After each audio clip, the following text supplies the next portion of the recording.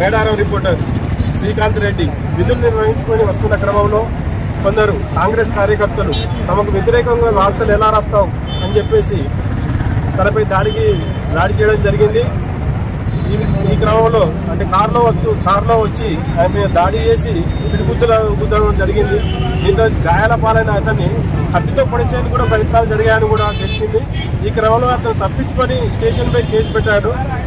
ఈ క్రమంలో జర్నలిస్టు దాడిని ఖండిస్తూ వరంగల్ తూర్పు జర్నలిస్టులు ఎన్గం చౌరస్తాలో నిరసన వ్యక్తం చేయడం జరుగుతుంది.